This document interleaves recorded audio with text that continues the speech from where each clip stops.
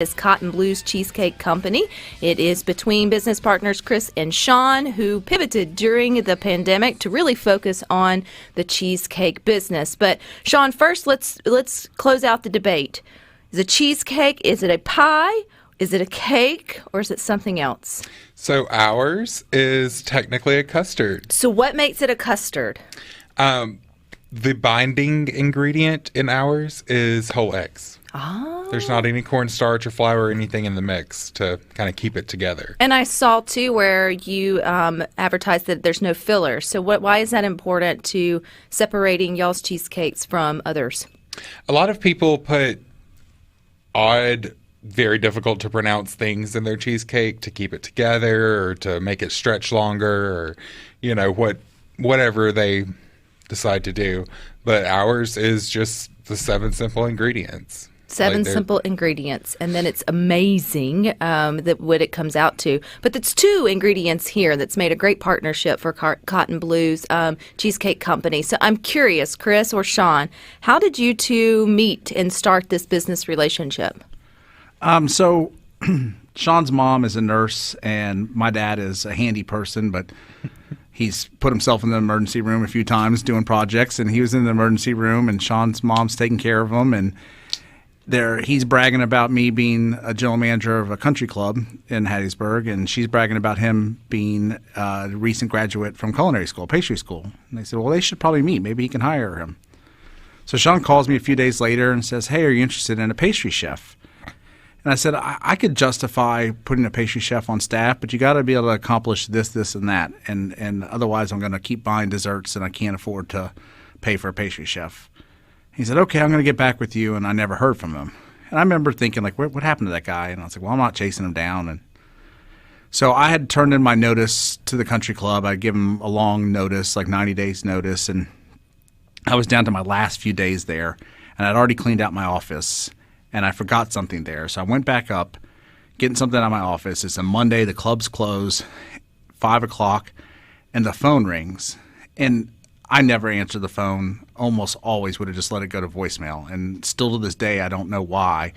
But I was like, let me grab the phone. And I grabbed it, and it's Shaun. He says, hey, do you remember me? I talked to you like 2 years ago. I said, yeah, I remember you. What happened to you? He said, well, I just graduated, and I wasn't really confident in taking on what you told me to take on. So I went to go work for a local bakery. But I think I'm ready to go out on my own now. You know, are you still interested in a pastry chef for the club? And I said, no, but I'm about to open up a restaurant. Said, I want you to come do a tasting interview with me. And that's how it happened. And Shaun told me that if it wasn't for me grabbing the phone that day, he probably would have gone back to college to do something else because he didn't think he could make a living baking.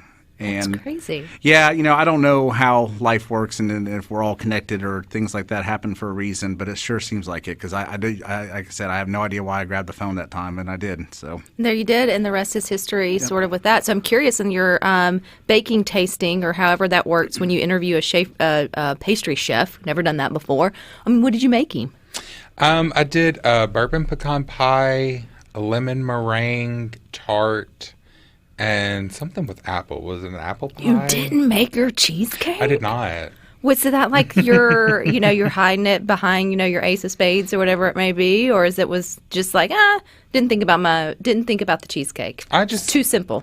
We had talked about like more focus on pies because it was a Southern restaurant and, it was just cheesecake. So. It's not just cheesecake; it's now your livelihood, and it's putting Mississippi's name on the spot, which I think is also part of this story, which is a good thing. But it's one thing to make a couple of cheesecakes for a restaurant, even a busy restaurant like Cotton Blues. It's another thing to start churning them out and being able to ship them all across, the country as well as the world. So, what was the biggest hurdle from taking it from just a couple for your everyday customers to now where we're a full-blown production? Well, I mean, we had been doing it for a few years out of the restaurant, and Shaun had a small little kitchen or bakery area that he would work out of. And it wasn't very profitable because it wasn't done very efficiently, and we needed to scale up. It was time to scale up or quit doing it because we just couldn't keep plugging along the way we were. The biggest challenge, I think, in starting any business, and any entrepreneur will tell you this, it's financing. It's money. Getting money to start something like this, and our ovens are $30,000 a piece, and our walk-ins are tens of thousands of dollars, and it takes a lot to get something like this off of the ground. And you're selling your cheesecakes, and you're having to wait to get paid, but you got to pay for the product to make it, and then to scale up, you need to buy 100,000 boxes at a time, which takes a lot of cash, and so that was the biggest challenge overall. Then scaling up, really, Shaun and I we would just do our research as best we can and ask a lot of questions. We go to an international baking show in Las Vegas. We'd go and find out who was a successful cheesecake company, and then we'd say, well, who do they buy their equipment from? And we'd go have a conversation with them. And I've always been good at kind of faking it till we make it, and that's just what we really did for the first few years. But there's challenges every day. I mean, there's a lot of mistakes that we've made, and things that's cost us money and time, and you learn and you adjust, and you pray that you don't screw it up too bad until you figure it out. Is cheesecakes right now the only thing that you guys are, and is that the only thing that you're going to focus on? For the moment, yes. Well, you have several varieties. So you have your plain cheesecake, and then what are your other favorites that you put out? We have a sea salted caramel swirl, a strawberry swirl, and a blueberry swirl. All of the sauces we actually make from scratch in the facility. Like every time we make blueberry swirl cheesecakes, we get blueberries from what's the name of the farm? Sandy Run, right? Yes, Sandy Run Farms and Nursery out in Hattiesburg. Grab their blueberries, cook them down, some sugar and cinnamon, all that good stuff. It seems like all of your ingredients are so clean, so simple, so local as possible. So where is the hard part? Because I mean, I know if I took the 7 ingredients, I could go down to the farm myself and pick the blueberries, whatever.